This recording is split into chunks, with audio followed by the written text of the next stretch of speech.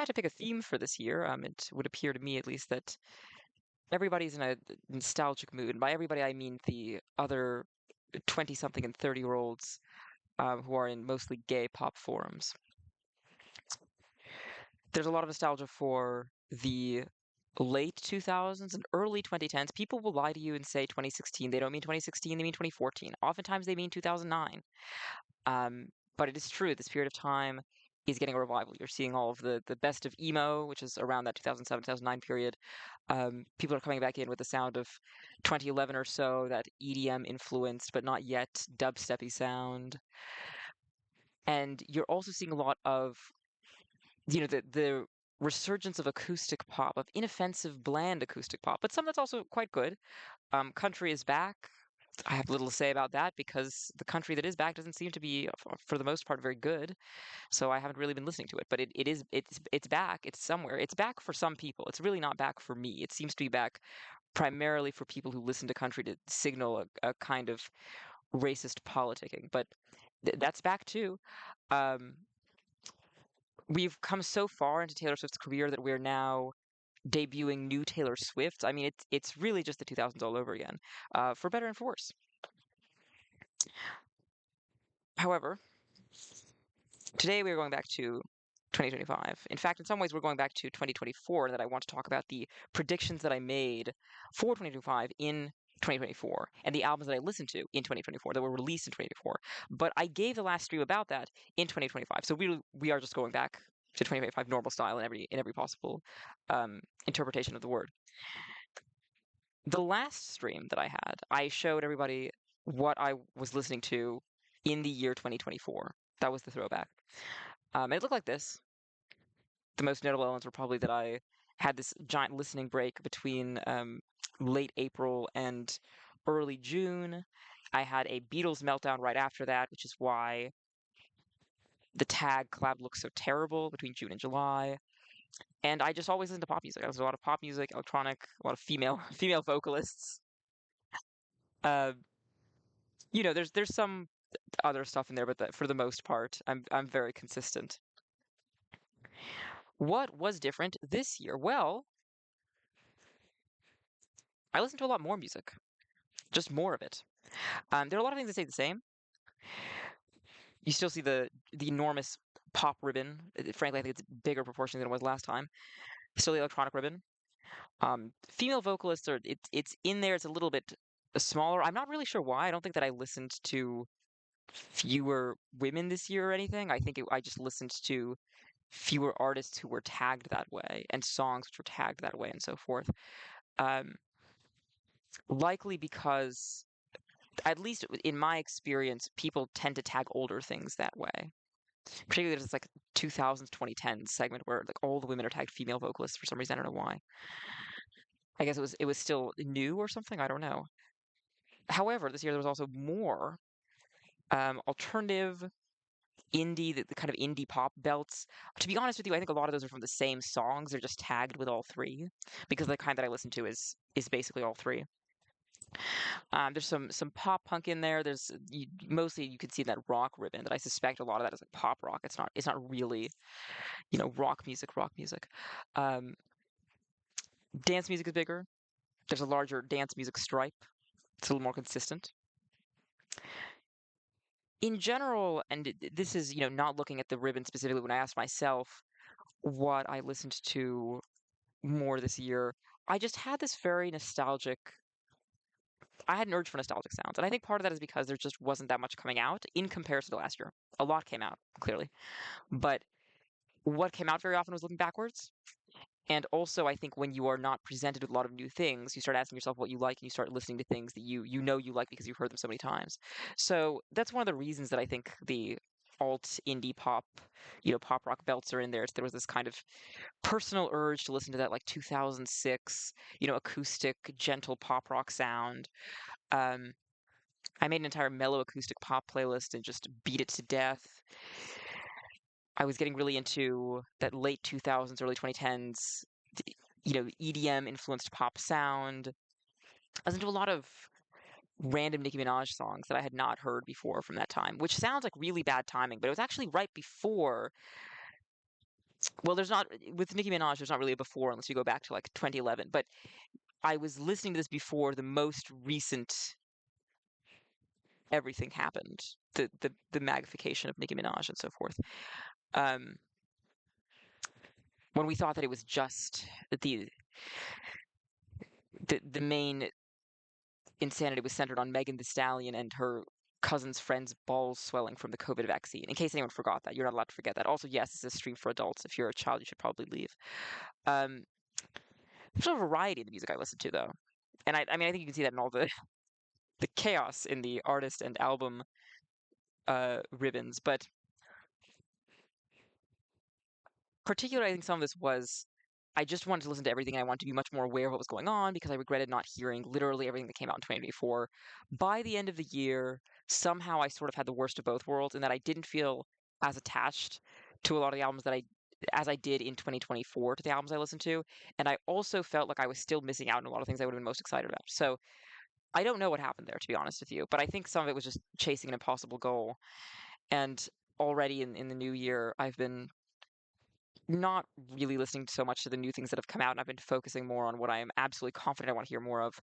Um, I've listened to some singles, from new artists and from different artists, but I'm trying to keep it focused on what I know I'm going to be more passionate about, and looping the Cobra Starship album Nightshades,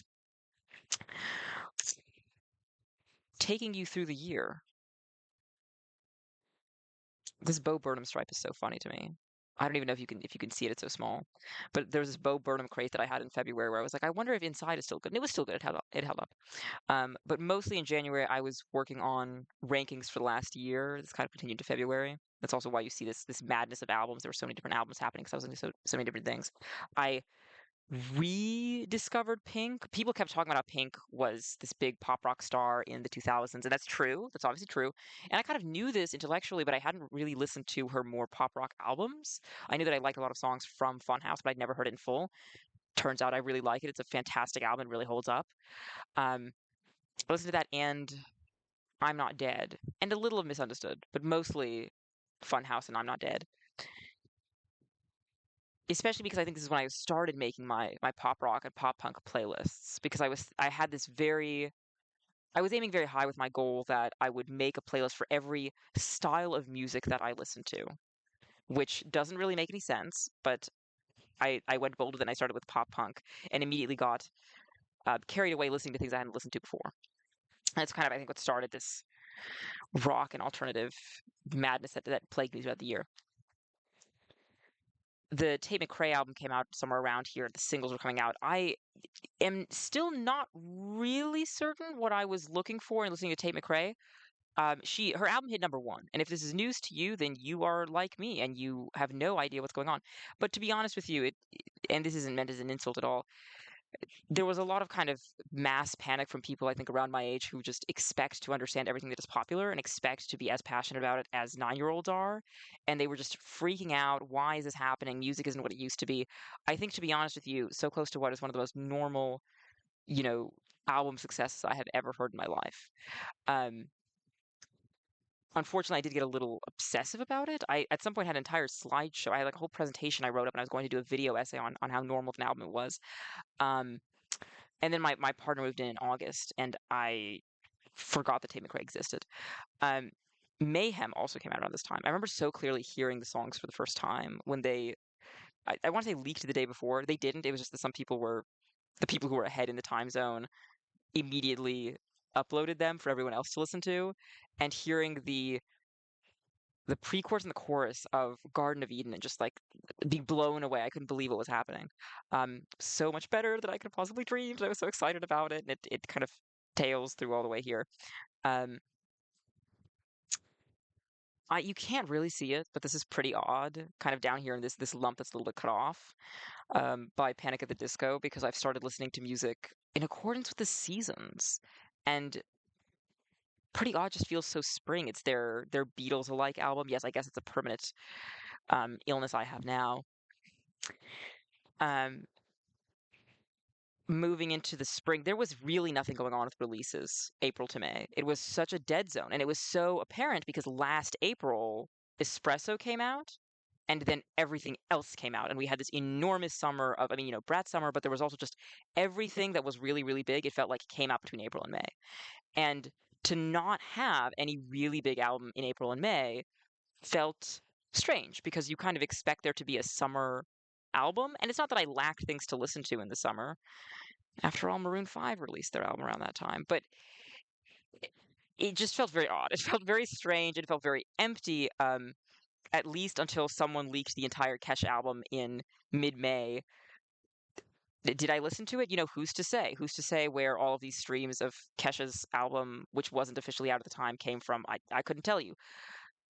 It was necessary, though, in some ways. I wish the release had been pushed earlier because it would have been, I think, more impactful. I also wish, and I'll talk more about this later, but a new artist, Jade, who was one of my artists to watch at the end of last year's stream, she had an album that was pushed back and pushed back and pushed back and pushed back.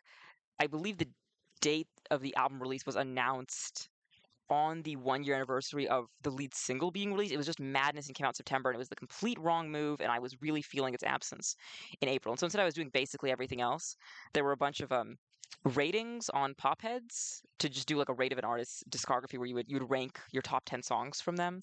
So I listened to a lot of Charlie XCX, a lot of Troye Sivan.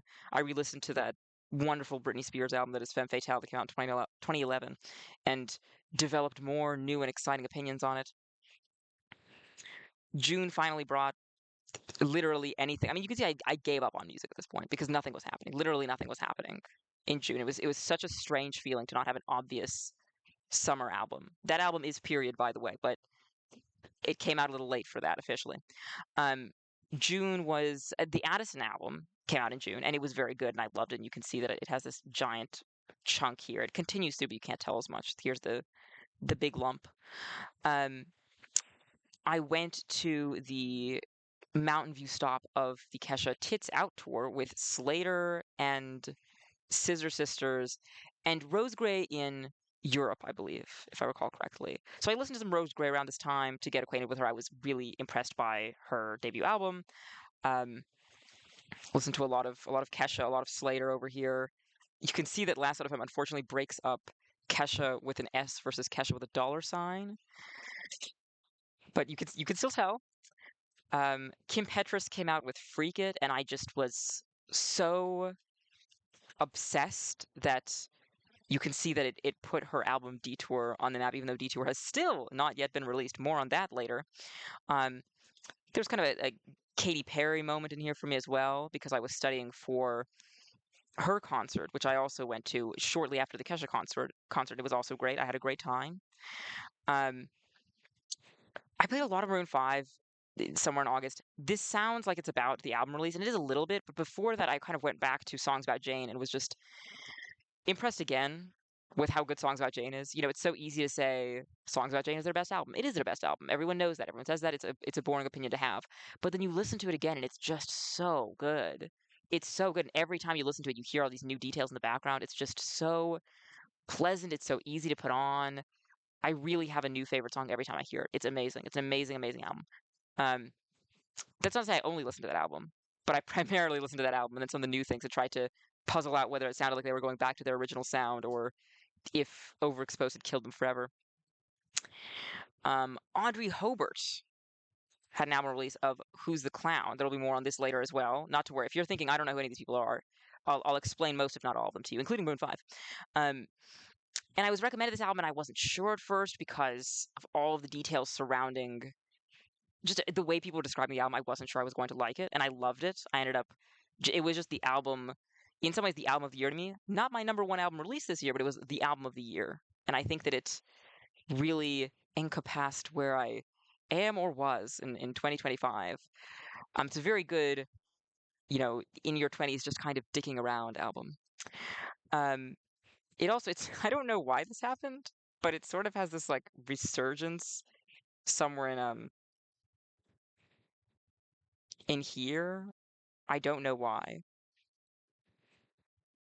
I liked it the whole time. It was a great album the whole time. Um,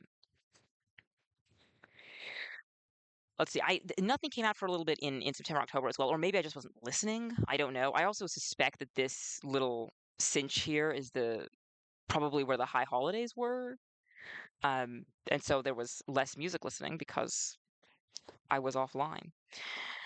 But I did a lot of nostalgia listening there as well, but mostly for, Beyonce, Rihanna, Britney. I found a bunch of unreleased Britney songs and was really impressed by the quality of the songs that she hadn't even released. It was such a fun experience to find some songs that I hadn't listened to for Britney Spears.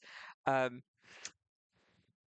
I have this strange little Taylor Swift bump, which seems inexplicable until I remembered that on top of the fact that I kind of am trying to approach Taylor Swift with a level of acceptance that I have not had in the past.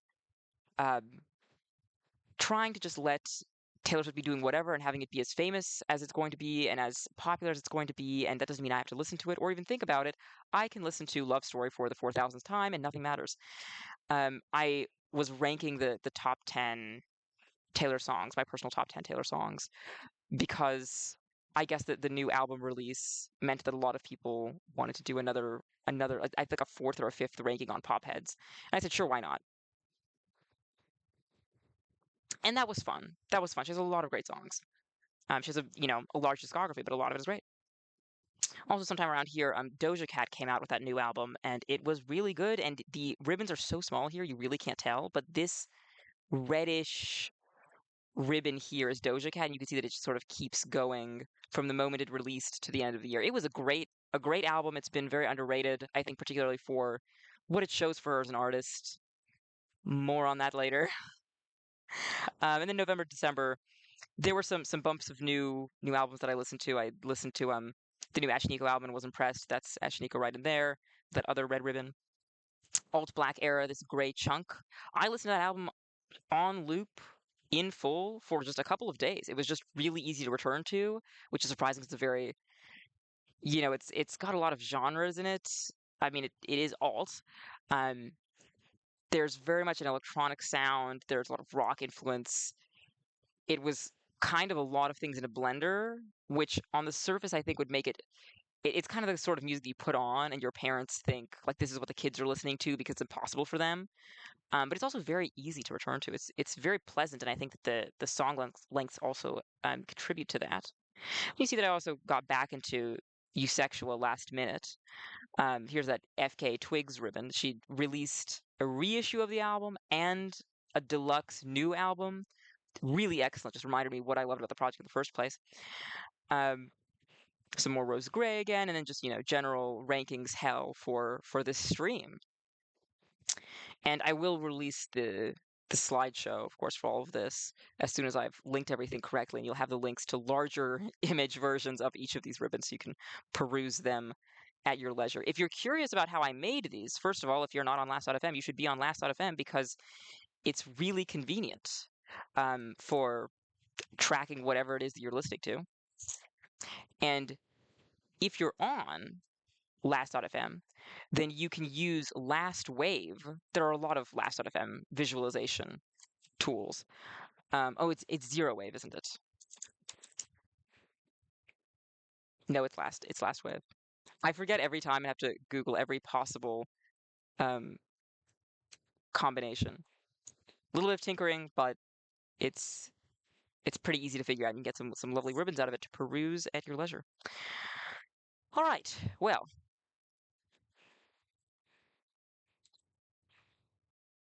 let's see here. I wanted to go back to what I listened to this year that came out last year, by which I mean the 2024 releases that I listened to in 2025, because I'm just curious. I mean, I had my top five list, um, and they did appear, but not all of them. The italics here are albums which were in my honorable mentions, and the bold are albums which were, my top five of the year. And I believe well, I had a top six because I put Sophie in there. I didn't want to rank it. I just said Sophie was an amazing album. Never should listen to it. I did the write up for that on r slash popheads. But I believe, well, if I can try to do it, the order was Slut Pop Miami, which does not appear here. I didn't listen to it that much in 2025 just because I think it is a great project. It's a great novelty project, and it's great when I want to specifically listen to Slut Pop Miami, but it doesn't really fit into my playlist as much. Um, Four was I want to say it was Short and Sweet, then The Great Impersonator, then CXOXO, then Brat.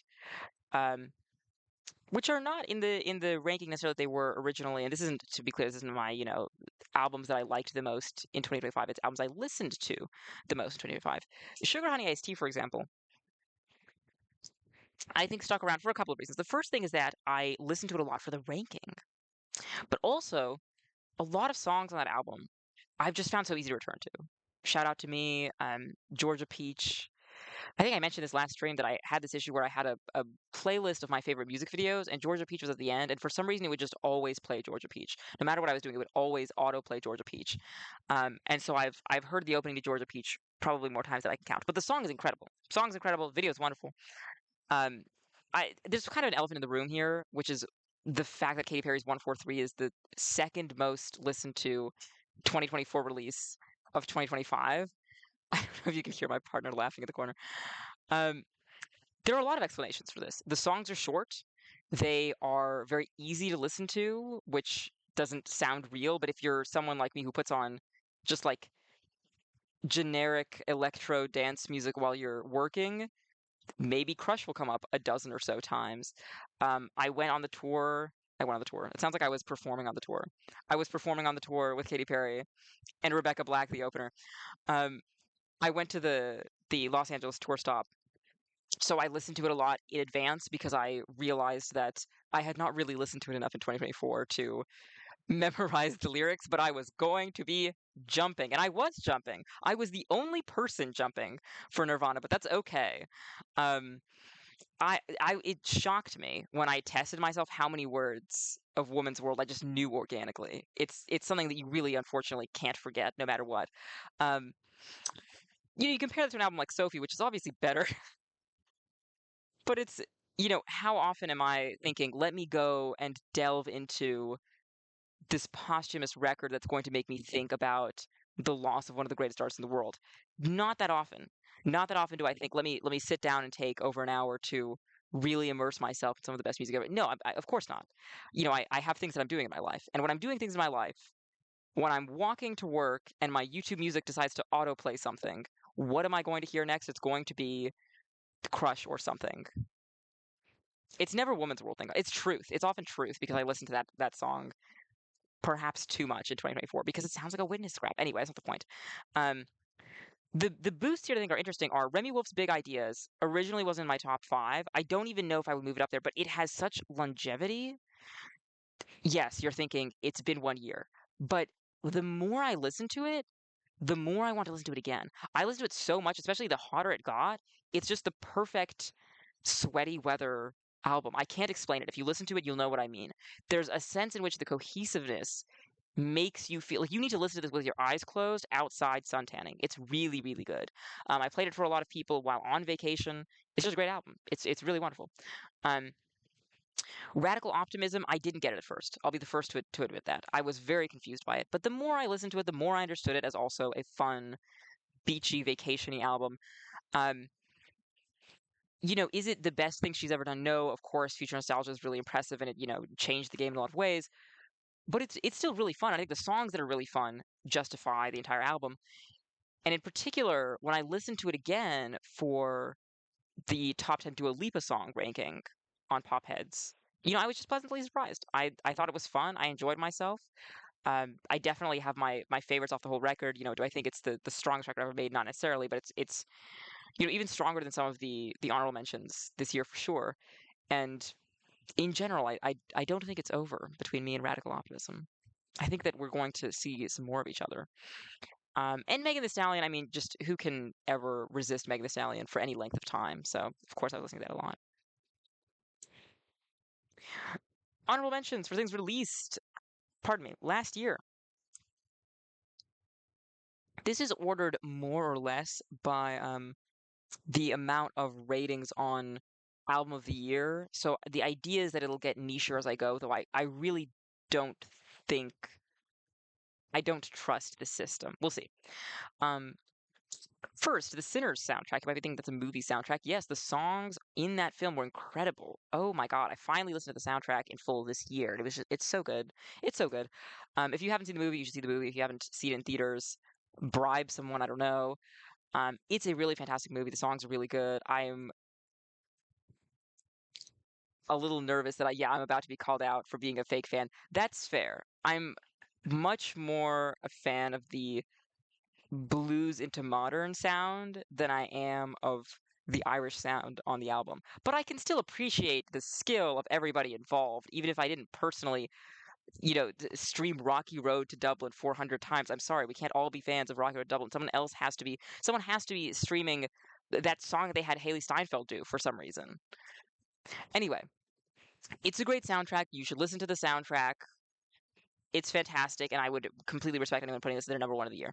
Um, Pink Pantheress Fancy That, which I'm not going to be accused of being a fake fan of because I don't think my partner's even heard the record.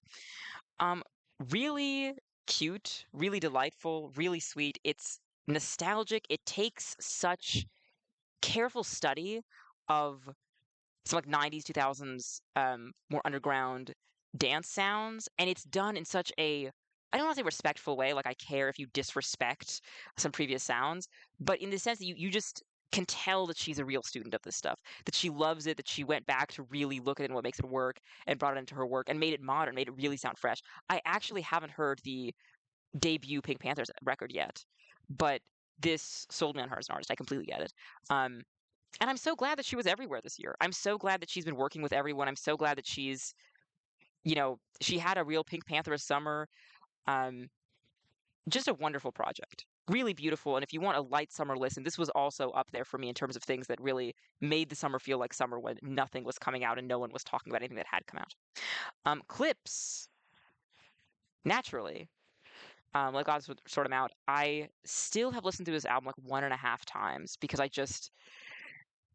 there were so many albums. I listened to so many albums. It's unsurprising to me though how highly it is ranked. It is really impressive. Uh, every track has so much detail in the production, especially. A few songs were on my top 350 tracks released, but it shouldn't be taken as a some kind of diss on the other tracks. There were just some real standouts for me personally that were really fantastic. Um, if you are into rap music, you should listen to it. Bad Bunny is on here because, of course, Bad Bunny is here. This was my first time listening to a Bad Bunny project of any significant length. I'd mostly heard him through features. Um, Fantastic project. It has a real emotional range. I also thought it was funny that people were talking about the political angles. It certainly is a political album. I mean, I guess every piece of art is political, but I understand why people said this, particularly in the attitude towards nostalgia on the record, the bringing in of so many different styles of music. It doesn't shy away from, you know, being very, I would say even aggressive at times about Puerto Rican politics, and rightfully so, Puerto Rican independence. But also, a lot of this album is about when you love a woman, it doesn't work out, and you go to the club and you look at a bunch of other women. You could have anyone you want, but you just want that one girl at the club. And it was a fun surprise to listen to and kind of expect something that was more, I almost want to say darker, something that was going to be more melancholy. Um, and it certainly is well rounded. It has those emotions in spades, but at the same time, it's such a fun dance album. And again, a lot of songs ended up on my top tracks of the year. Nina Girachi, I Love My Computer. Um, this was such a fun album. Finding out about this was such a treat, and I'm so, so glad that I made the time to listen to it. If you recall the, 2010 EDM sound, right? This draws upon some proto hyperpop stuff, but it is so fresh, it is so new. It sounds nostalgic, yes, but I don't think you could listen to any of the tracks on this thing and go, this sounds just like this one thing and nothing else. It feels like the combination of sounds that was used on this album is itself, the new fresh sound. It's really impressive. It's really beautiful. It's very emotional at times. I love the approach to loving technology. We're always in technophobic times. It's always um, especially the you get out of your 20s and people are very scared of the future and very scared of anything technological. And so it's just nice to have an album that's just like, I love my computer. I love my relationship with my computer. I love technology. I love making music digitally. If anyone, remembers in the 2010s, all this blowback against everything, against, you know, pitch correction, against basically anything that sounded synthetic. This huge, huge blowback to the amazing new things that can be done with computers. people were constantly talking disparagingly about artists like Kesha who were, intentionally, modifying their voice. Artists like T-Pain, obviously. Um, and it's just so nice to have a comeback of that sound now that I think people have recognized what was happening and recognized the skill involved in making that kind of music. Gonna jump over here on the left to Miley Cyrus's "Something Beautiful." It is a beautiful album. It really is. And the first time I heard it, I wasn't sure about it. The first time I heard it, there's a lot of sounds on this record, a lot of influences, and I wasn't sure if it was for me. I wondered if this was maybe an album for someone who almost was more um mature sonically than I am. There's some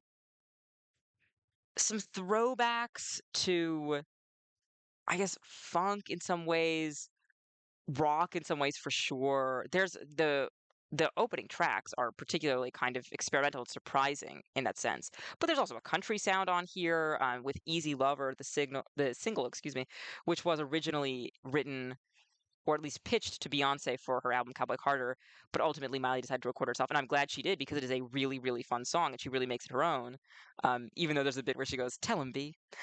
It's lovely. It's really a lovely, a pleasing record overall, and there's so much to love in all of the sounds because she really, in each individual track, brings them to life.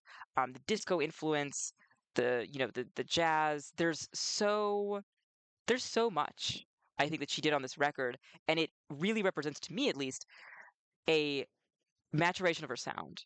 You know, Endless Summer Vacation was a very big album, very big pop album. That was one with flowers on it, and it was kind of her comeback in that sense. And I'm sad that, to be clear, nothing against that sound, but it was much more generic, much more of a crowd pleaser. And of course, when she does something like this, when she does something beautiful, she doesn't get that kind of attention, even though I think it's a much stronger record. I think it's more cohesive. I think it shows off her skills much more. I mean, her vocals are amazing and they suit this sound so well. Um, so I recommend give it a shot. Give it a shot. Particularly the back half of this album, I just melt away. I mean, the last several tracks flow into each other so beautifully, and they feel so meditative but still groovy. It's just beautiful. No wonder it's also all over my top tracks list. Um, Salvation over here on the right is Rebecca Black. And if you're thinking, why is Rebecca Black on this list? I am so excited for you to discover what she's been doing recently. Um, Rebecca Black, obviously most famous for Friday back in, I want to say 2011. So the song wasn't good. So Friday was not a very good song. It is a camp classic. And she has very wisely leaned into that very synthetic sound. Now, I'm not saying that anything she has made since then sounds like Friday, other than the Friday remix, which is incredible. You must listen to the Friday remix. But she released an EP, released an album, Let Her Burn, in 2023 that sort of teased this hyperpop sound, teased this more mature hyperpop sound from her. And on Salvation, it really comes to fruition. I think particularly when I first listened to this record, honestly, I was disappointed by the length. I wanted it to be a full album. But when I listened to it several more times, I started sensing the ways in which the themes were, I think, much better executed in a smaller space than they would have been in a larger one. I think the overall elements of liberation in the face of, religious oppression, homophobia, shame, it just works so much better in a smaller package, I think. And I'm ultimately glad that she stuck to the shorter length. And the other nice thing about it is that when she's, on tour with Katy Perry, she can perform basically the entire EP, um, in that opening set. And it's amazing. She is really a vocalist. Really, really, if you still need convincing that Rebecca Black is a vocalist, you should absolutely listen to this record. It's amazing. And it can be difficult to fit in bigger notes, longer notes, high notes into hyperpop at times because that's not always the emphasis, but she really, really manages it. And there were moments of production as well where I just, you scroll into the comments and everyone's just saying Sophie would be proud. And it's true. I think she would be. I think that she really would be. It's really fantastic how many people are taking on these more abrasive sounds and finding room for it in their brand of pop. Doja Cat, bottom left. V. Yes, I thought it was Vi at first. It is not. It's V. First of all, a round of applause for incorporating the fact that it's her fifth album. She's naming it, something which is similar to Roman numeral V. I thought that I would never be able to stand anyone doing that after Maroon 5 did it and insisted that we all call it 5, like it isn't V, like they didn't put a giant V on their album cover. They really think we're going to say, "Oh, Maroon 5's album, 5." No, we're not going to do that. Doja Cat, thank God, didn't go that direction. I have nice things to say about this record that are not just in comparison to Maroon 5, I promise. But this was an interesting rollout because this 80s sound, I think a lot of people had this very strange reaction of, oh, we've had enough 80s, let's not have any more 80s. First of all, go away. Second of all, the new Jack Swing influence on this album. She is so much more, I mean, pixel accurate to the 80s, I think, than anybody else has been. The specific sounds she took that not everyone else is really doing, and I think particularly she really toes this line between making it sound like, original 80s pop that, Janet Jackson sound in particular, that Madonna sound, adapting it so that it still sounds fresh. So she's using all the technology we have now to make it sound even better, to produce it better, but still keeping it very faithful to what people love about the sound. There are a lot of songs where if you played it a little bit lower quality for someone and they didn't know who Doja Cat was, I wonder if you could convince them that it came out in the 80s. And as usual, just so flexible. I mean, as a vocalist, as a rapper, she's just fantastic, and the performances of the tracks, unsurprisingly, have been incredible. I somehow managed to get tickets to see her in October. Oh my God, I'm so excited. I'm so excited. But it's a really great record. It's really flown under the radar. I think that she just, particularly with her, going back and forth with different sounds, I think that a lot of people are just kind of like, I don't know what this is. I'm not keeping up with anymore. But she makes it worth it every time. She really, really is an excellent, incredible performer.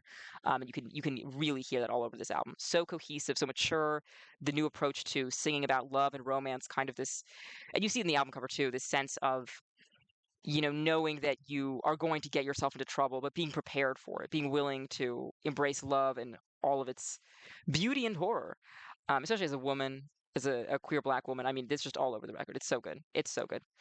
Um, Speaking of a queer woman of color making great music, here's Jade Thirlwall with That's Showbiz Baby. This album was done so dirty by her record company. I mean, I just the amount of time it took for them to let her release music. And you could tell even in the singles schedule that she clearly wanted to release music and they weren't letting her do it. And so they were only letting her release, like promotional singles. And so you could kind of stream it, but there's no music video or anything, there's no budget. And this went on for so incredibly long that I worry some of the momentum was lost, which is sad because it is a really fun project. And especially as a debut record, I think it shows off so many different sides of her talent.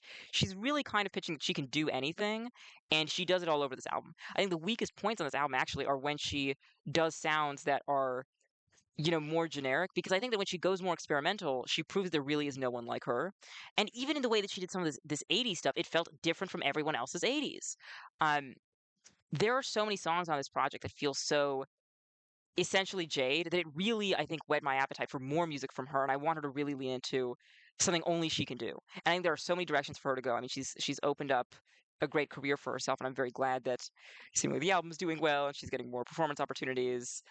It's just so fun. It's a fun project, and she just seems so sweet, and she works so hard, and is clearly in possession of a lot of still unreleased music that she may choose to bless us with. The deluxe for the album was also very good. There was some stuff on the deluxe that really proved that she had a hard time choosing what to put on the original, um, the standard edition. Speaking of people with a great album and a great deluxe in the same year, Rose Gray with Louder Please. Um, it sounds like what it looks like, to be honest with you. It's club pop, it's dance music. There are so many great tracks on this record. I mean, just all the way through. It's so easy to listen to because it's so fun. And it just keeps the party moving all the way through. Um, I am unsurprised that she both collaborated with and toured with Slater and Kesha, because the sound just feels like the perfect final point on that triangle, you know? Um, it's so fun. There are a lot of songs that I listened to so many times this year that I kept returning to and returning to and returning to, dancing around in my room. It's Everyone has their own favorites, and I had someone really campaign for one of the songs, "Angel of Satisfaction," to move higher and higher on my top 350 songs of the year until it finally made it into the top 100. Deservedly so, I can admit, but there were just so many great songs for this record. It was very hard to tell where to put everything because it's so exciting to listen to. And I know that dance pop is common genre, everyone's doing it, but when it's done well, it is incredible, and this is obvious evidence of the fact. Heading into calmer and softer territory with Mr. Conan Gray, who has been doing all sorts of things for quite a while, but with Wishbone, I think really popped into the public consciousness, especially with his amazing VMAs performance of Vodka Cranberry, which I believe is song number 3 on my top songs of last year. Amazing cut. Um, oh, I should have mentioned that Romeo from Fancy, that was my number 1. And I stand by that. Everyone else's opinions on which song is best from that record, everyone else is wrong. I'm right. Um, Conan Gray's Wishbone is really versatile for the song style that it's using. It's all more acoustic, it's softer, it's gentler. I at first wasn't sure this was going to be something I would listen to a lot because I don't really listen to a lot of soft acoustic music despite the hole that I fell in this year. But the more that I spun this record, the more I liked it. And the more songs I picked out that I just loved. I mean, really the sense that I got across this album was he has a skill for making one cohesive sound feel completely different on each track and feel new and fresh every time. Um, in particular, I think the device of telling this story over the course of the album of falling for a guy, not being sure if he's interested in you, realizing that he is, having this whirlwind summer secretive romance, and then realizing it was never really going to work out because he's unfortunately closeted and also seems to have some amount of fame. Very curious who the mystery guy is. It's kind of giving Montero Call Me By Your Name by Lil Nas X. Um, and ultimately having to both be at peace with the fact that the relationship is over, but also honor the fact that you are in a lot of pain, and you feel pretty terrible, and that maybe this isn't the first time you felt this way, and kind of coming back around to even some family trauma on Class Clown. Beautiful record, very impressive.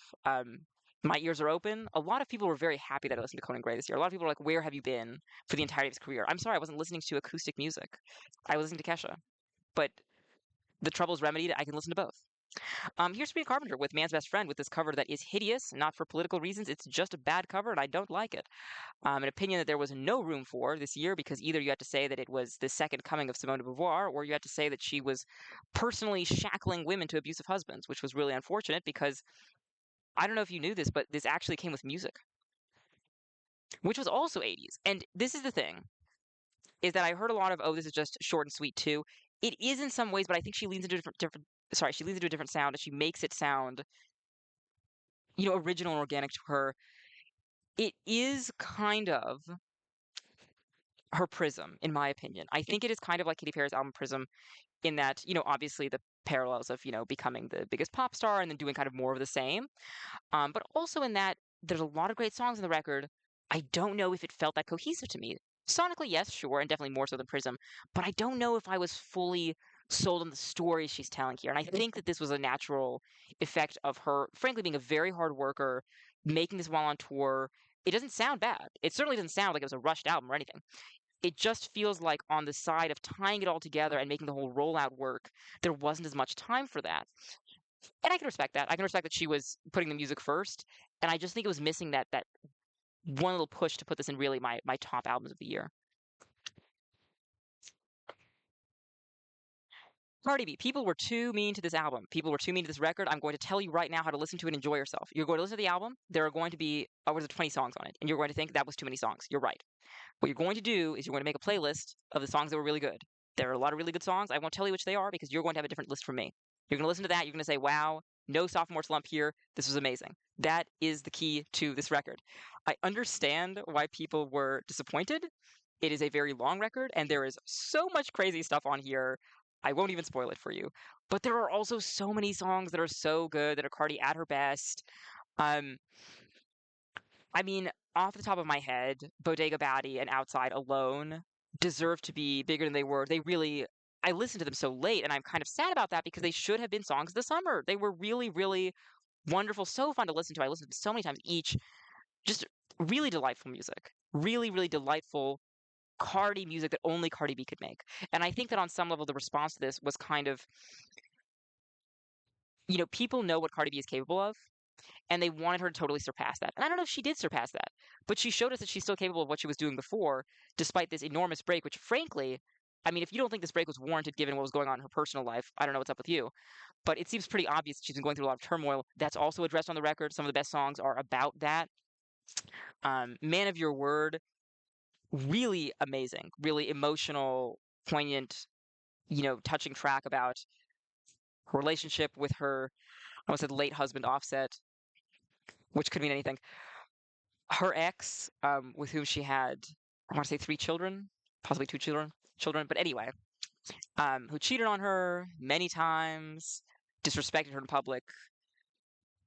Needless to say, she's not purely flattering him in that track, but there is certainly a lot of respect for him still, and there's a lot of understanding that there were different actions they both could have taken, and still ultimately coming out with respect for herself, for what she didn't had to do in that situation, and for the fact that she's still glad that she has her children. That's beautiful.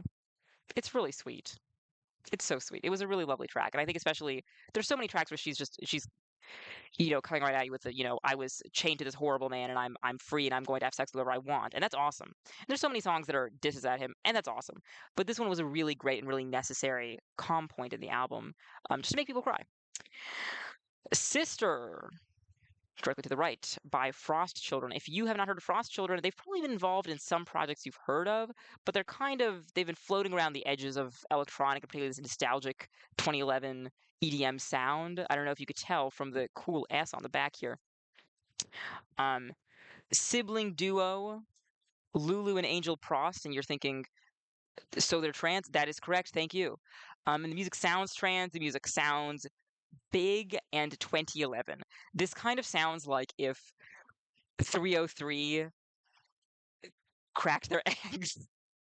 It's so good though. It's so good, and they try so many different things. There are definitely misses on the album, but they're just there because there are really big swings that also very frequently connect. I played this for someone in the car, and I think I scared them with like this is the record you play for someone when they're like, "Oh, I'm nostalgic for 2011. Oh, I love the EDM sound." Do you really love it? Can you listen to a full hour of it? Here you go. You're going to die.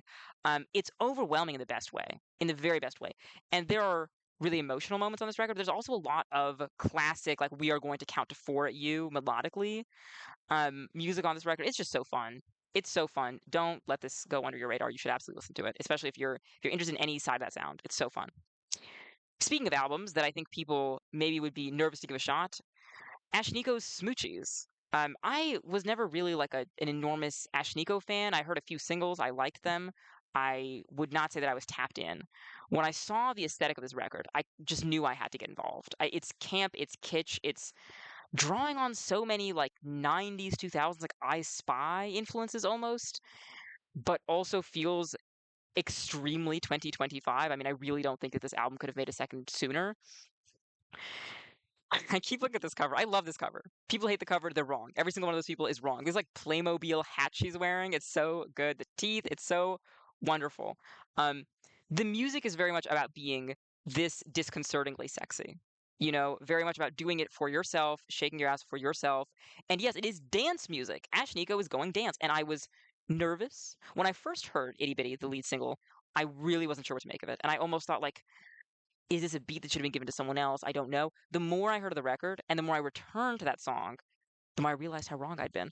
It's just a very impressive record, and I think it's a great example of how you can take what you're good at and go into a completely new sound that no one would have predicted and knock it out of the park. It's really fantastic.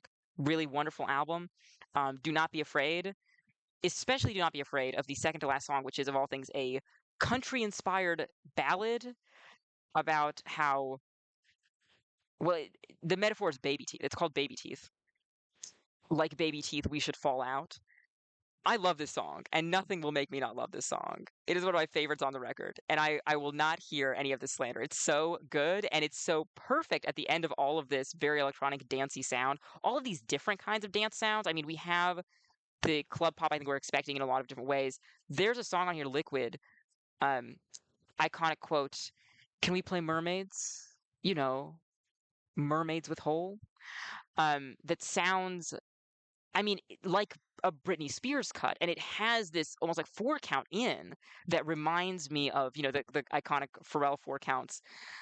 But it's so like grungy almost. It's so dancified. It's so modern, but you hear the influence of that Britney sound, and it's so good. It's such a fantastic record. Speaking of nostalgia again, After. EP2 is on here for no, personal reason against EP1, and you can now listen to both of them as after EP1 plus 2, as their I guess debut album, which is a compilation of the two EPs and one additional song, released very early this year, and I believe January 2026. But for whatever reason, the one I listened to was EP2, and I loved it. It was so pleasant and soft and gentle. I happened to come across these two on just a YouTube recommendations flow. Their song Outbound is beautiful. It is the 2000s. It is the 2000s sound. The video is so 2000s. It's one of my favorite video releases of the year. It was just so good. And I gave the EP a chance and I was not disappointed. I played all of these songs many, many times.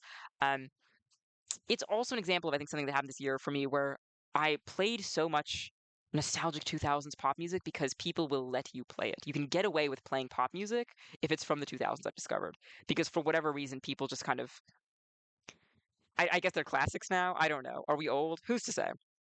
But I played a lot of 2000s sounding music, a lot of acoustic stuff for people this year. Lizzo, say what you will about Lizzo. This was a fun mixtape. She made this in 3 days. She made it in a weekend. She it's kind of a side quest from the project she was working on, Love in Real Life. And to be honest with you, it's better. I personally was one of the many people, unfortunately, did not know that Lizzo had a lot of skills as a rapper. She started out doing rap, moved into pop, moved into sort of, I think, similar to Katy Perry, had this very new, fresh sound that then kind of became synonymous with like Target. Um, and that's why I think moving away from the sound expected from her and moving into this out there rap project. I mean, the beats on this are crazy. I did not expect a single second of the sound from Lizzo of all people, but so impressive. Really made the project her own.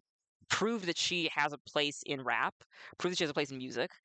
And I think, regardless of what you think of the whole external drama that is going on, the lawsuits and whatnot, it's very interesting. It's a very interesting project, and I think both of the times where on the record she's clearly down about it and the times where she's saying everything is going to be fine and no one could affect her, they both somehow work.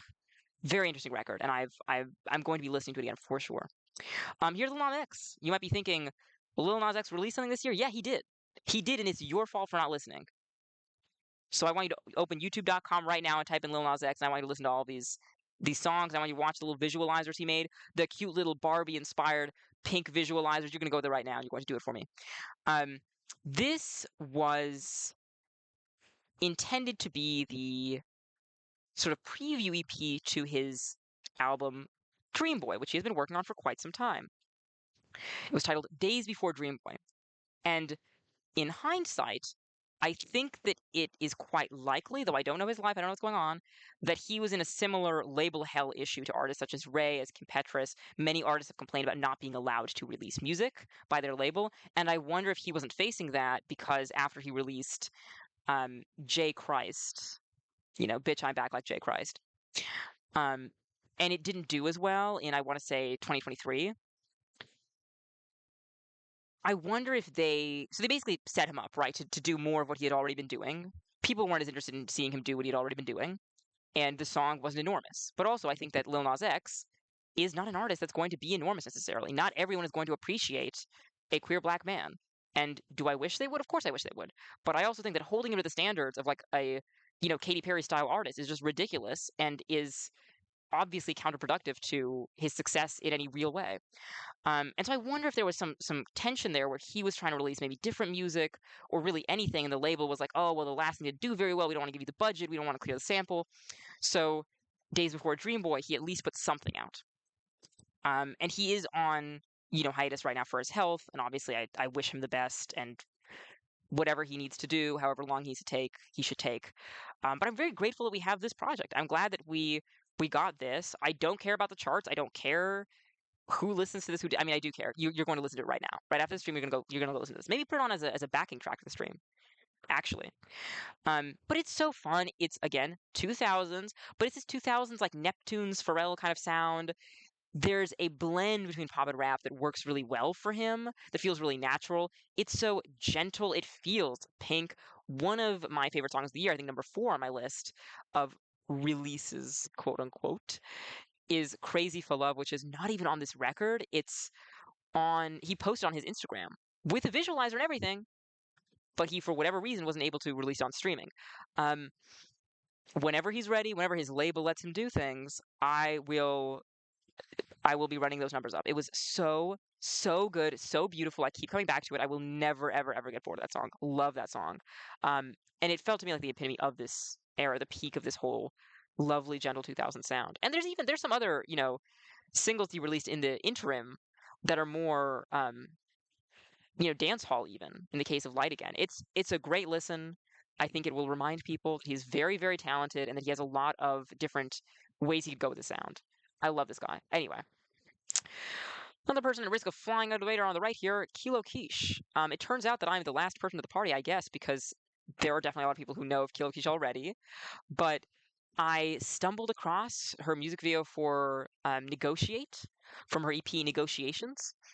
This electro business music. Everything is filtered through simultaneously there's this corporate language sound and through this technological language sound. It's all very abstracted. And I think it really serves the music. I think particularly if you recall the era of, doing electronic music that sounded like the 80s and having everyone dress in these giant suits with these big boxy shoulders. It reminds me of that, of drawing on what it is about the workplace that feels like a useful metaphor for singing about gender, about relationships.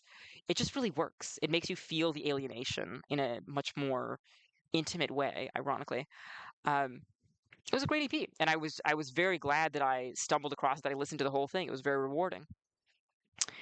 Bottom left, another person I'm so glad I gave a chance, Jay Stevens, who has been on the scene for a little while. I believe that she has an EP titled something like "Fuck It, I'll Do It Myself," from when she wasn't signed to anything and was just like, "I'm gonna put out an EP. I'm going to do what I want. Here it is." Or it might have been a mixtape. Excuse me.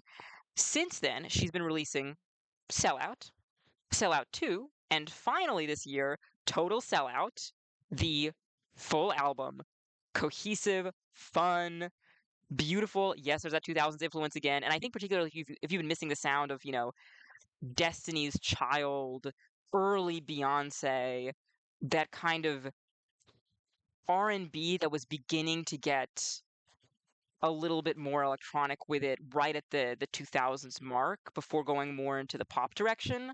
Very good, very easy to dance to, and to be clear, pop doesn't need to have a great message. But there is a great message all over this record, which is the only person who matters is women, girls, and what they want to do. And men are just there as playthings for girls.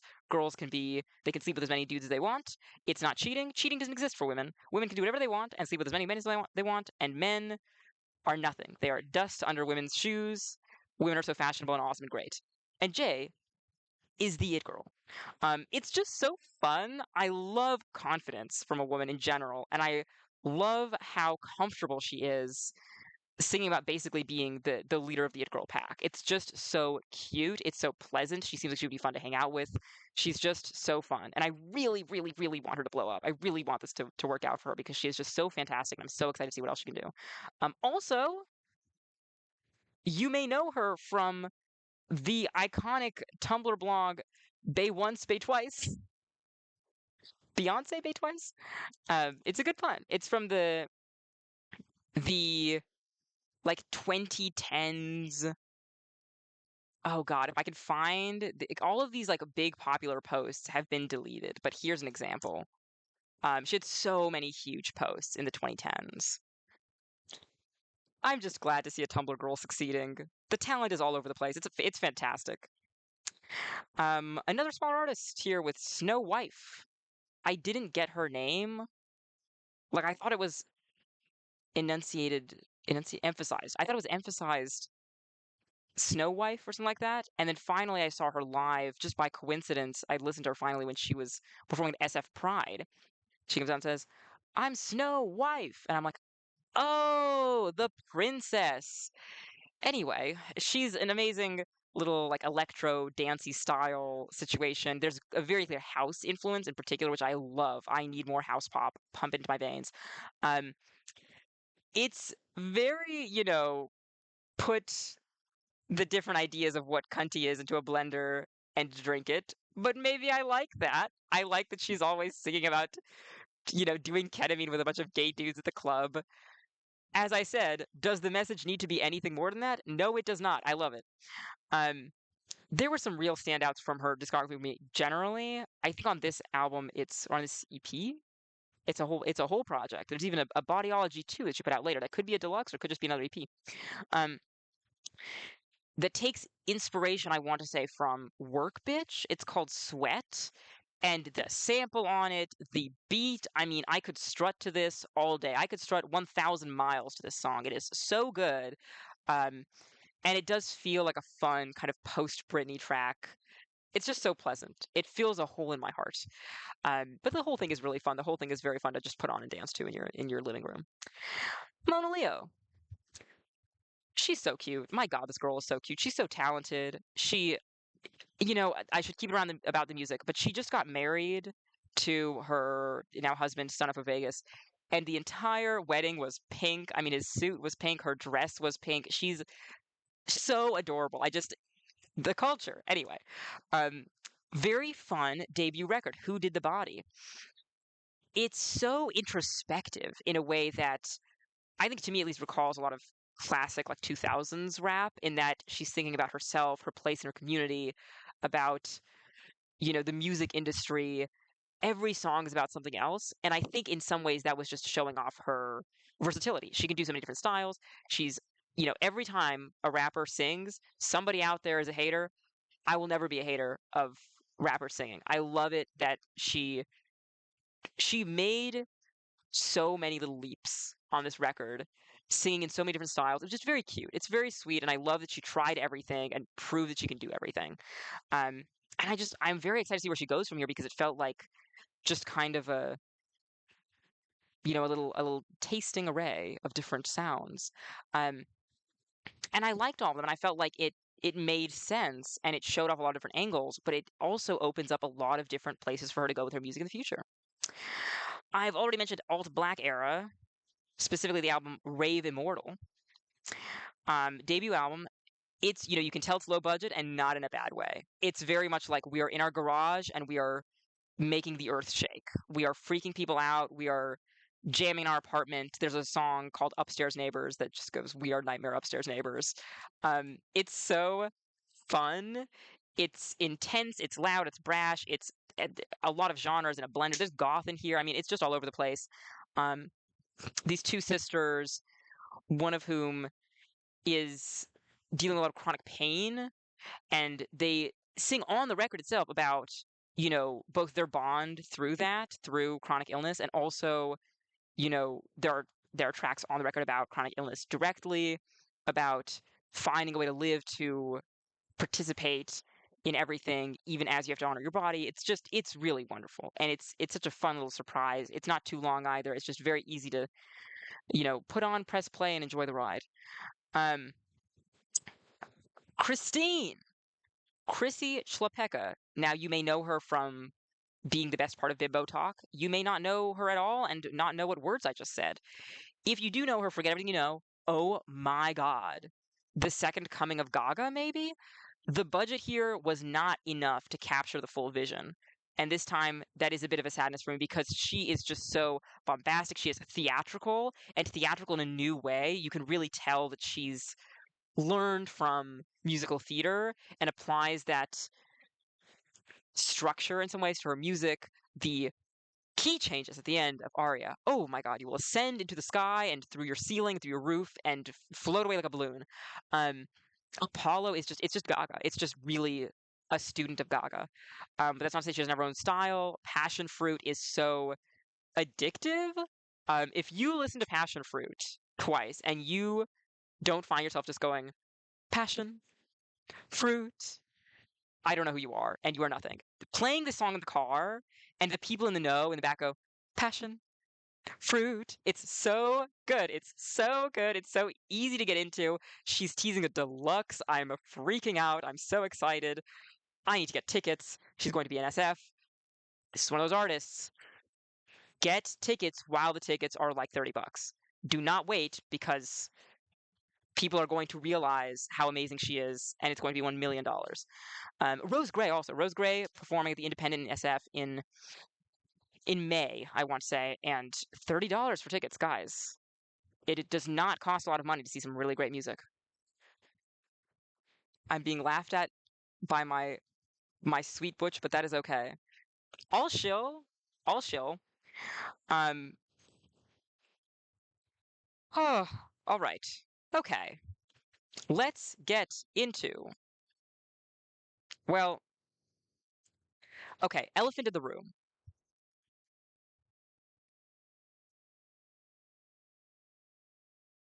It's actually not because no one has ever thought about the Maroon 5 record. But in case you thought about the Maroon 5 record, or you didn't know and you want to know, or you just are stuck here, the doors are locked. Maroon 5 put out a new album this year, Love Is Like. Yes, it's called Love Is Like. It's called Love Is Like. Your love is like drugs, and I had suitcases full of it, and so forth. There's a burning butterfly on the cover. I know that you're thinking, all right, and that means what? It relates to what? It doesn't relate to anything. It's just a burning butterfly. It's on a flat blue cover. You'll notice that the handwriting is not. Anyway, so this record came out. To mass loathing, which isn't exactly new for Maroon 5, so it didn't really bother me. Is it a good album? You know, you'll notice it wasn't in the honorable mentions, and I will tell you right now, this is in my top five. I really have no idea. I've this entire year I've gone back and forth. I can't even tell if a single song on this thing is good or not. I feel like if you listen to Maroon 5 too much, you just lose your mind. It's impossible to tell what music sounds like anymore. You hear noises. Um, so then I tried to ask myself, well, would I listen to it again? Yes, yes, I would. I almost listened to it again last night. At the last moment, I realized that it was 4 in the morning, and I went to sleep instead. But I almost listened to it again last night. It's now this is going to be telling. But when I think of this album, I think of my opinion on this album. I think of the fact that Pitchfork said this music wasn't fit to be played at a sandals resort, and I think of how I read that, and I thought, well, that's a bit far. I think it is fit to be played at a sandals resort. I think it would be kind of fun there. And that is exactly how I listen to this thing. It's a summery, kind of tropical at times album. There's some definite R&B influence. Yes, 2000s fever got to Maroon 5, and there's some 2000s like almost rap influence going on here. Um, it's a great album for when you're. Let me not get too personal, but you know, at times you find yourself sweeping the house, and you start thinking about who else sweeps the house, and if it's enough people or how frequently it happens, and you start seeing things that haven't been cleaned in months, and you become homicidal, and you need to be lobotomized, right? And you need to put on an album that is going to make you feel like you're at a sandals resort. And that is when you put on Love Is Like, and all of a sudden sweeping isn't so bad, and the album is fine, useful. I don't know. I would listen to it again, and there are Maroon 5 records I would never listen to if you paid me in full. I'm talking about Jordy, of course, and specifically Memories. That song is really, really, really sad, and not for, I think, the reason they intended. Anyway, I would listen to this album again. I think that it's contextual. You have to be in the right frame of mind. I don't think most people are in that frame of mind, and I don't think it's a bad thing that most people aren't in that frame of mind. But I will also say that, there's a lot of Maroon 5 albums I would play again because I'm me, and this isn't really at the top of those. But, and this is possibly the most positive thing, it made me believe that Maroon 5 could put out music that I wouldn't hate. Um, they do sound like a band at a lot of points here, more than that, Adam Levine and Co. sound. And you can still hear some of that noodling around in the back, and you still hear some of that improvisation. It's definitely not groundbreaking, but it is fun. And you know what? I really had no expectations for this. Absolutely zero. Um, So that was a fun time, and I'm glad that I didn't have to end my life over the new Maroon 5 album. Let's talk about some deluxe editions. The only deluxe editions I really found super noteworthy that came out this year of albums from 2024, Short and Sweet by Sabrina Carpenter. Some of these songs are drastically better than anything on Short and Sweet. I mean, really impressive stuff, and you could tell that she was really getting into a groove and just had to submit the standard and didn't manage to get some of these on there. In fact, we know this is true because Busy Woman was apparently written right after the album was finalized, and she realized it was her favorite song she'd ever written, and she release it immediately as this kind of like digital exclusive download thing. So I'm glad it's on streaming now because it was one of my favorite songs of 2024. Um, Fancy That, you're thinking, did this come out in 2024? No, it didn't. But I wanted to shout out the remix album of the Fancy That project that I just mentioned as an honorable mention because this was so fun. She mixed up her aesthetic. She got with so many different artists who had such a fun time. The big famous standout is Stateside featuring Zara Larson, which, oh my God, on first listen just knocked my socks off, and my socks have remained off. But wow, what a fun project. And it's so nice to dip in and out and go around and listen to the different versions, different artists that you like. It's very fun to see what different artists did on each of the tracks. It's fun to hear the tracks reimagined in their style. This isn't just, putting someone on a verse. These are real remixes and sounds really good. Um, on the right hand side, some older albums. We have the 15th anniversary of Animal and Cannibal. Yes, you are old. And two new songs on streaming. We've got Butterscotch from the Animal Days, which is an amazing, amazing track that I can understand keeping in the vault because it's very, just as your milkshake brings all the boys to the yard, well, the boys all want Kesha's butterscotch. And that's what the song is about. And it doesn't really go further than that. But the songwriting on this thing, um, the random light bright shout out, and boy, your game is prehistoric, scripted like your Katie Couric. It's just for the ages. It's so good. It's so good. It made me so happy. Um, that got me bored. So here's the chorus. Doesn't go into the chorus. Does a bit of a bridge and then goes back in the chorus. So good. And then on off of Cannibal, the unreleased song. Pardon my stream malfunctions. The unreleased, the previous unreleased song, "Shots on the Hood of My Car." Beautiful song. Beautiful. Very high up in my top 100 even. Um, it showcases a side of Kesha that I wish we had more chance to see, back in the day, even though I maintain she had many emotional, beautiful, deep songs. People just didn't want to believe in it. Anyway, Shots on the Hood of My Car, beautiful song about, you know, that feeling when you're making it, but you still feel something missing. You just want to go out with your friends. And particularly, doing shots on the hood of your car. And there's this kind of fresh nostalgia for it because of course when she made the song it was about doing shots off the hood of her car with her friends, um, and about the life she wanted to lead and the career she wanted to have and whether she felt she was making it there. And now it's this beautiful look back at that time.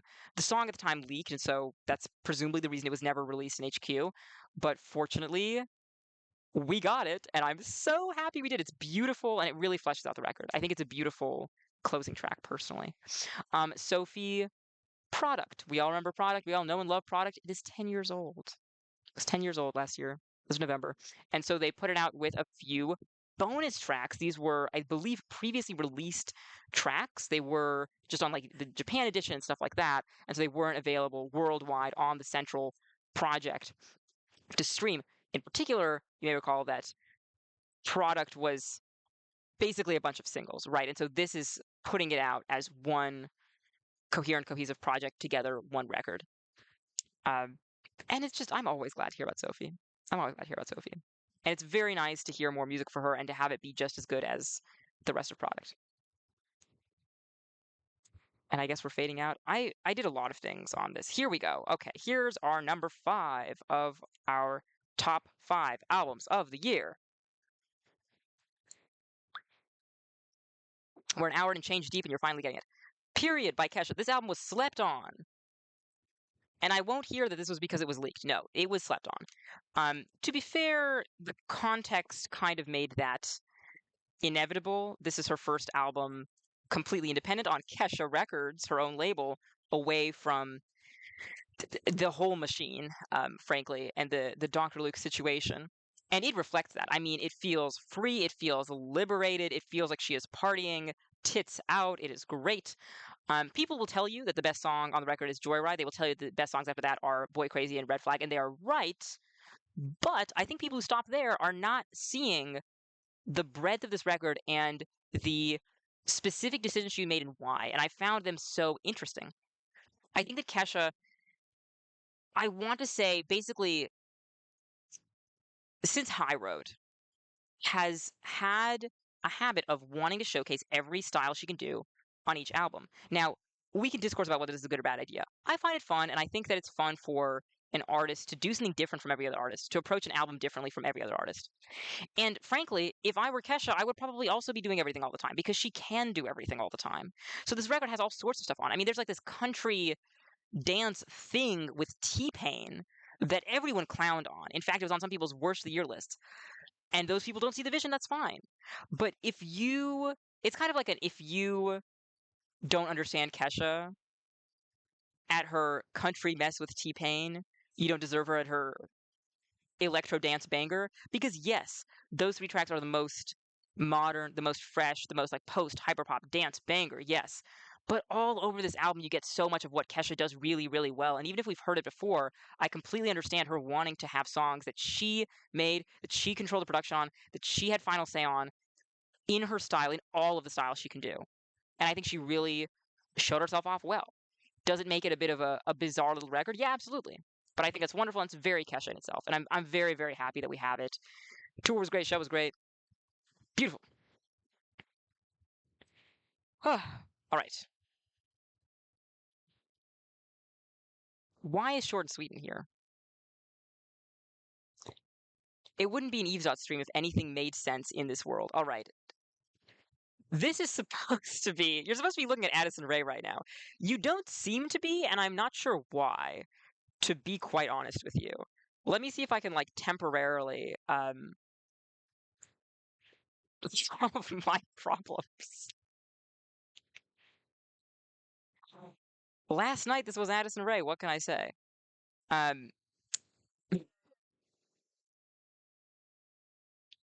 5 minute stream fixing adventure. Okay, nobody look.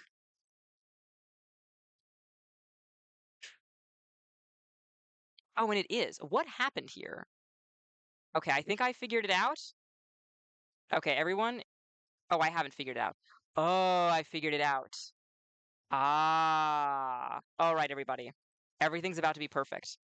I may or may not have copied my slideshow from last year and just sort of yes, there would have been a lot of interesting stuff to come, folks. Well, and how was your year? Maybe this year, maybe 2026 is the year that I learn how to stream. Okay, I think everything else is actually fine, and I'm going to hope that it's fine, and we're just going to keep going, and we're going to not worry about um, the future. So obviously, as was always the case, you're looking at Addison Rae. Her album Addison was a big surprise. I mean, less so after I heard all the singles and I just kind of knew it was going to be amazing. But if you had told me 5 years ago that I would be sitting here telling you that one of the best albums of the year was made by Addison Rae, formerly known primarily for TikTok, I would have said, "Who is that? I don't know who that is. Sorry, who's that? She's in what? Movies? I haven't seen. I don't recognize this girl. What is she? She's the one in that Jimmy Kimmel dancing meme. Okay, I don't know what that is, and I don't know who she is. But a lot of people hated on her very hard, and was that merited? Who's to say? But the lemonade we made, folks. I think that this record is the best thing she possibly could have made, and I don't mean that negatively. She was famous already, and she had tried music. She tried, and to be honest, failed at music, but that's okay. She tried again. She had this EP that leaked, and then she put out the songs that were the best on it because people, popular demand, and by popular demand, I mean 5 gay people in a basement. She featured on a remix, one of the first remixes to come out from the Brad Project. She clearly wanted it. She wanted music. She wanted to be a pop star. And there are a lot of people who they want to be a pop star and they go in and they say, okay, we're gonna have someone else sing the songs and write the songs, and I'm gonna kind of show up and I'm gonna film a music video and I'm gonna do my little twirl, and I'm going to go on stage and it's just all going to work out. And they kind of just assume that because they're wealthy, they can pay for an album to be good. This is not the case. This is so far from the case. We've learned many times. We learned painfully in the 2000s. This was not the case. And so I think that Addison Rae, I I kind of imagine her in a boot camp for this record. Um, she really worked on her voice, really worked on her breath control for the performances, worked on her dancing, worked on her sound. The sound here, a lot of people they diss the record saying, that this is This is just someone who likes Britney Spears and Lana Del Rey, and they just wanted to make a record. But I think that the way that she combines the sounds of these different artists makes in itself a new sound, a new, very fresh sound, a sound that feels like it combines a lot from the 2000s and the 2010s to be something completely new, a kind of intentionally nostalgic record. A lot of artists, in fact, most artists, not all artists, on their debut record, they want to pay homage to the sounds that they love, the sounds they were inspired by. And I think that this is one of the best examples of that. I think she really understood what she was going for, and she worked with this very small all-female team to get the record done. And you hear, I think, that clarity and consistency of vision across the whole record. I want a deluxe. I would love more music in this style, but I also wouldn't be surprised if she just has very high standards and feels this was all that was worth releasing because it is all very impressive. There are songs that are shorter, that are very bite-sized, just fun. Money is Everything is one of my favorites. I just find it delightful and fresh and surprisingly really easy to jump along to and be happy about. You would think a TikTok influencer singing about how she has money is horrible. I implore you to listen to the song. It is so fun. It is so easy to sing along to in a car with an open window. Um, in New York, most of which is just her saying she loves New York. It's her religion. Good for her. Honestly, I kind of got into it. I kind of got into New York. The singles off of this record, very well chosen, wonderful songs. Times Like These deserves more love, but all of them display a real self-awareness. She's kind of making this record about wanting to be a pop star, but already being famous. And also recognizing that, of course, as soon as she releases all this, she will be a pop star. And there's that confidence, but also that vulnerability that I think is just so essential to a really, really good pop act. And I just overwhelmingly felt like what I look for in pop was delivered here. And I'm so happy with it. It was just such a beautiful, beautiful, fun record. Coming up next, my goodness, it takes 1,000 years to load things. Audrey Hobart. Who's the clown? Now, you may be thinking, who is Audrey Hobart? That's a great question. Um, she helped write some songs for Gracie Abrams. She did some backing vocals for Gracie Abrams. I've never listened to Gracie Abrams. And I was a little nervous when I was pitched this album. I mean, look at the cover. Um, she's obviously a fashion icon, and I'm not saying that ironically. The gray and dark, desaturated tones with the bright, sort of pastel neons and this like deranged backdrop. The clown's in there. I don't even know if I can believe her on this when she says that she put the clown in and named it Who's the Clown because she was like, okay, I have me on the cover. What else should there be? Let's have a clown. Anyway, people were pitching this to me and they were like diary pop. And I was like, well, I don't know how I feel about that. I think that a lot of the times people writing this diaristic pop get too into, you know, the moment and the sound of the exact day and time that they are making the record, and they make something that feels too topical and like it's not going to last. I worried that the songwriting would overwhelm, particularly the lyric writing, would overwhelm the music, the sound of the songs, the ability to move to the songs. Um, when someone's like, "Oh, and it just sounds like she's singing to you from her bedroom," and I'm like, "Is the production not very good?" No, it's just good. Everything's just good. The songwriting, I remember that I want to say it's Pitchfork, but someone wrote that she sounds like she's being paid per syllable, but it so works. It completely works. Her songs are impossible to sing in the best way. Um, they're so fun. They're delightfully awkward. You really get the sense that she's this not just girl next door, but like your friend in middle school when you were sitting at the uncool kids table and you were sitting there with your friend who likes anime and had braces. That friend was Audrey Hobart. Every music video, every performance, she is just serving this ability to dance like nobody's watching in, I want to say, the best and worst ways, but it's just kind of awesome. It makes you feel like, when you dance to these songs in your bedroom, you are dancing like Audrey Hobart would dance to them because she is not um, a particularly skilled dancer, and that's not the point. Every time she performs, it feels like it's half stand up. And again, I'm saying all this, it might sound like, oh, the music's not very good, but it's funny. No, it's really good. It's a really cohesive, amazing project. And it feels so in your 20s dicking about, as I said. It's just so fun. Up next, we have the inimitable Lady Gaga. I've mentioned when this record came out. Oh my God, it was just so. Love at first sight. And, Gaga Cella obviously was fantastic. Her whole set was great. I mean, she's such an artist. I sent my family in the WhatsApp group chat that I use to talk to my parents when I must the entire 350 song long playlist that I made of my favorite releases of last year. And I was like, oh, this is so convenient. And now I can just pick the ones I like and listen to them wherever I want. I was like, sure. She said I started with Lady Gaga because she's always very talented. And I was like, I don't know why it is this is what we see eye to eye on, but I'm glad because she is so talented. And this record, I think, is for the people who have always seen the artistry in what Lady Gaga is doing.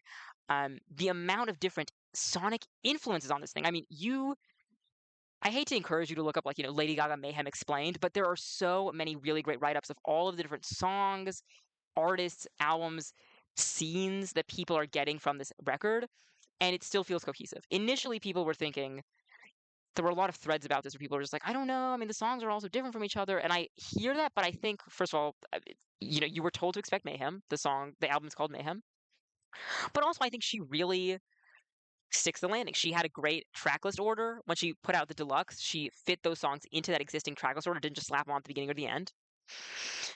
It's such a great record. It's very much for everyone who loves everything about Gaga, similar to Period in that sense. Um, but I think it was even more cohesive and even more ambitious and even more successful. And it's just so nice listening to the parts of this that sound like, Fame Monster era Gaga. It's fun listening to the parts of this that feel like Bowie. You just get the sense that she's doing a victory lap. And it's so beautiful, and I'm so happy it's been successful and that people are talking about Gaga about this record. It's just it really felt like it could have been even bigger than it was. And I wonder if she didn't just decide that not everything needs to be Brat Summer. But she could have put out so many more singles from this. The music videos could have been crazy. I will always think of what Garden of Eden could have had as a single, but that's okay. I mean, frankly, the record didn't even need more singles because songs like Vanish Into You were still just became huge viral successes just from her performance at Coachella, just from people hearing it around. She's just that kind of artist. And for our number one,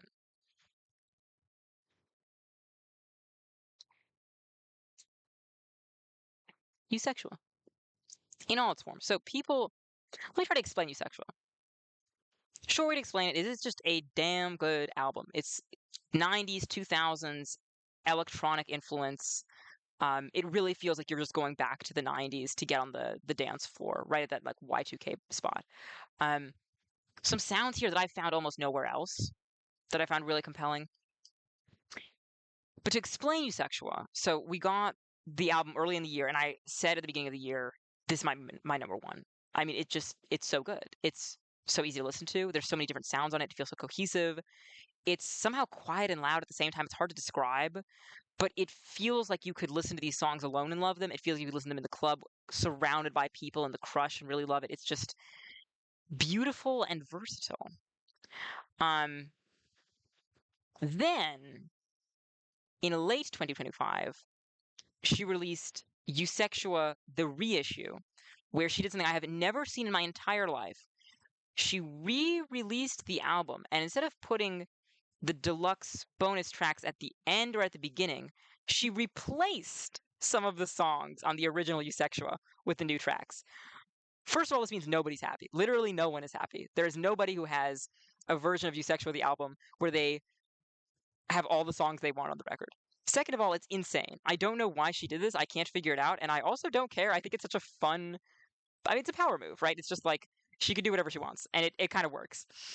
And you can also, you can make a playlist. It's going to be okay. That's also why I'm discussing them all together because, like the Brat phenomenon, it does feel like it's not really about each of these individual projects. It's about the art piece they create together. On the left here, the far left here, we have Eusexua Afterglow, which was supposed to be the deluxe.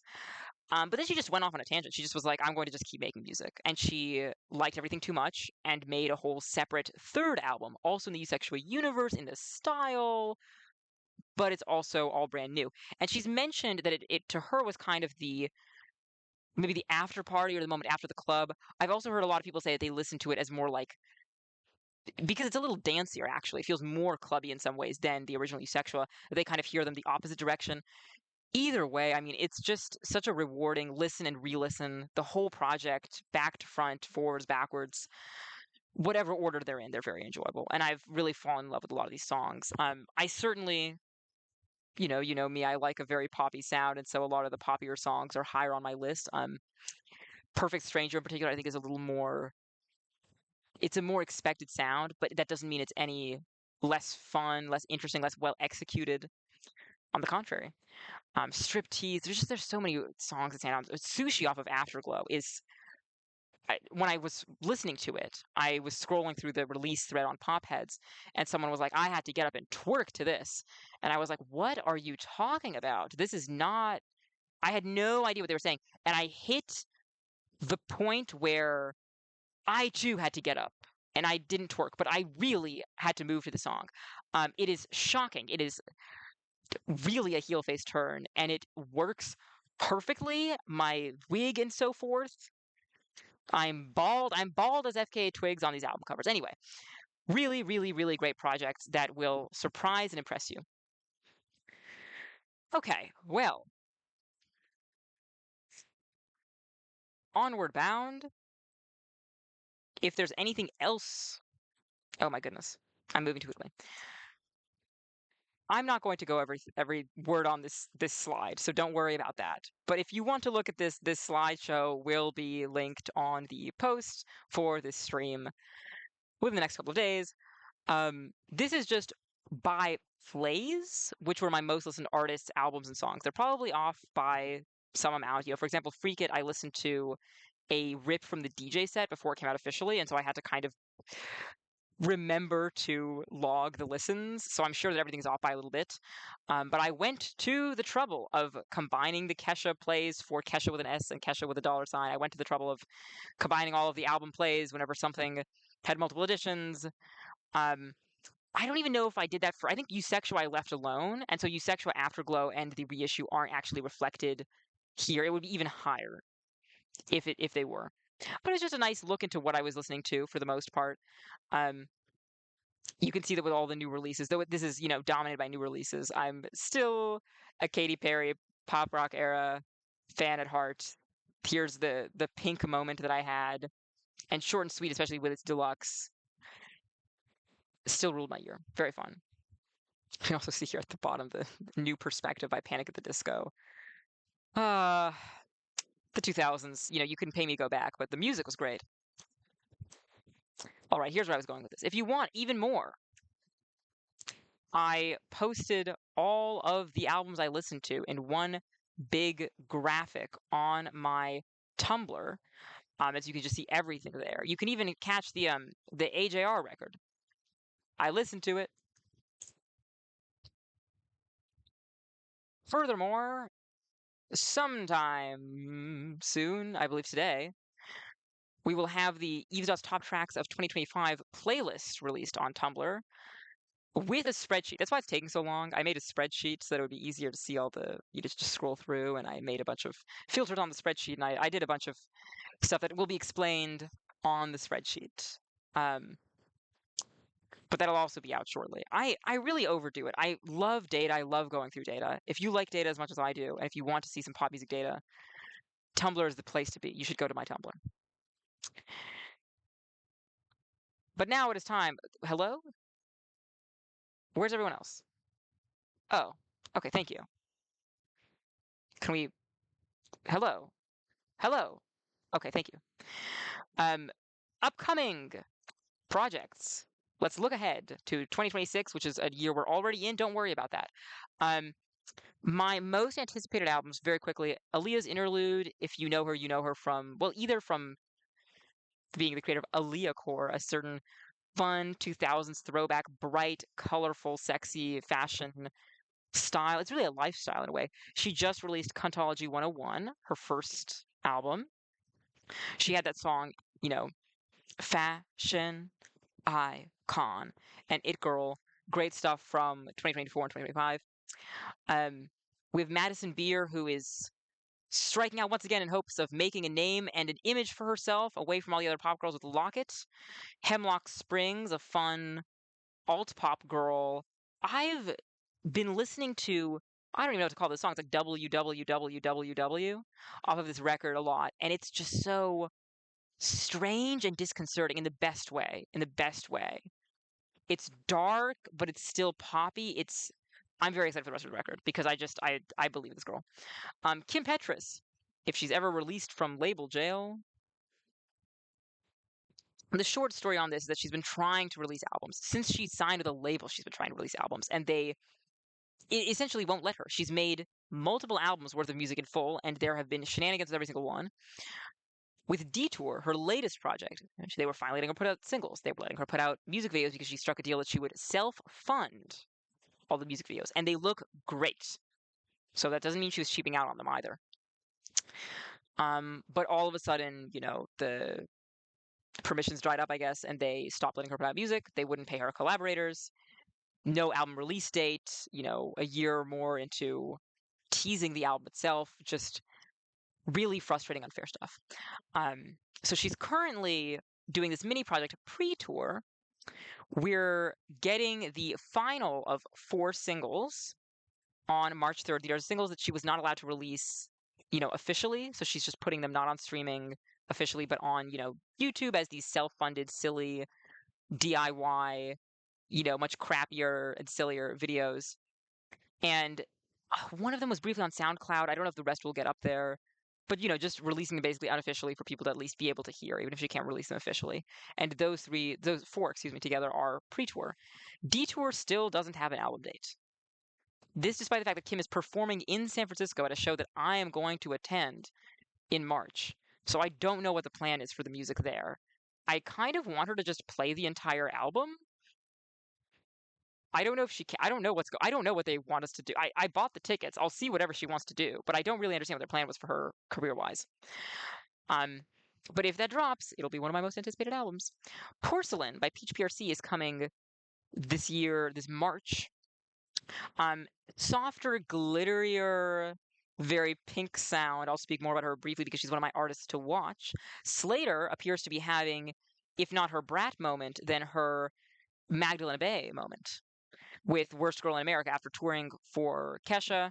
As the opener for Kesha, she's just going up and up and up. The music videos are great. The budget is there. The choreo even is there. Very fun, very great, very Slater specific sound. The dance tracks on this thing are unbelievable so far. I'm so excited for the whole project to be able to listen to it all in one go because I really think it needs to be listened to, front to back. Robin, Sexistential, same date. I have never listened to that much Robin, but every track from this project has been so surprising.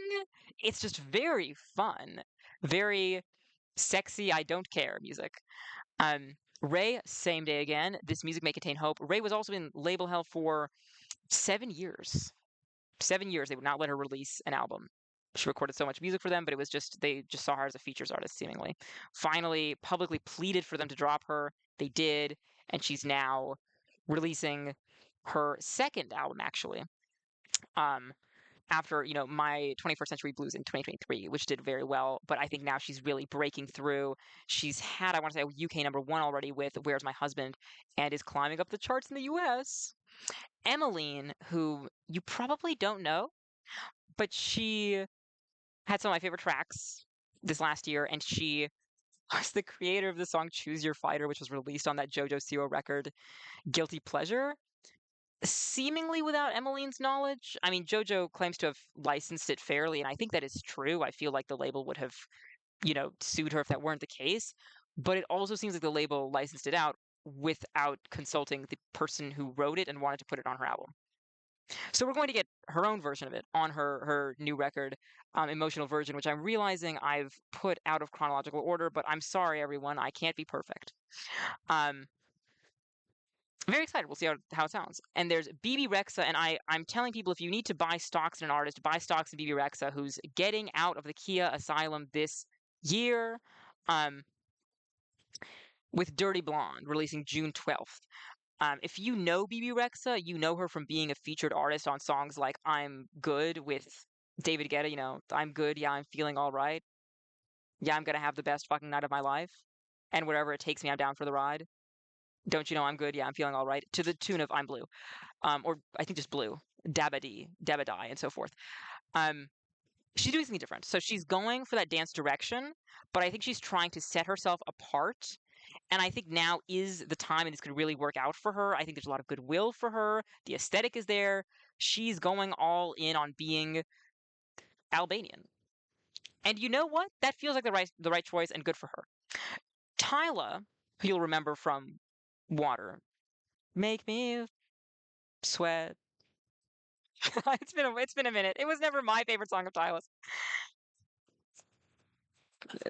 What is it? Make me hotter, make me lose my breath, make me water. That's what it is. At any rate, I do like her. I like her, but I want to see what's going to happen. She's releasing a pop, for African pop. No date yet, but the album cover's out, and it's kind of giving Rihanna. So I'm ready. Dorian Electra, no album title, no album date, no album cover. I don't care. I'm seated. I'm ready. The two first singles, Fake Denim and Shutting Up, have been very fun. I just want the whole thing. Another album that I think front to back is going to be way stronger than, just the sum of its parts. Beyonce's getting cut off here, poor woman, but we know Act 3 is coming. It's been every 2 years, any day now. And I know everyone's whispering that it's going to be rock influenced. I really want that to be the case. I really want it to be the case so badly. Um, People are teasing music. Kesha teased a song Origami at a set. I need it now. I need it yesterday. Leia Kate is somehow already teasing more music for presumably a deluxe of her album Genius, which came out this year. Fun album, very fun. Ava Max um, just released something, I believe. She had an album last year called Don't Click Play, which is all that needs to be said about that, I guess. I'm sorry, Ava Max. Studio Killers are always saying that they're going to release music. I'll believe it when I hear the music with my ears, but they're probably going to release something. It's just a question of what. And then we know that a lot of people in the studio. Olivia Rodrigo spotted out in the cutest twee fashion. I mean, Taylor Swift Red Era fashion is back. It's so adorable. I'm so excited for what sound is going to accompany this on her third record. I'm very excited. I trust her.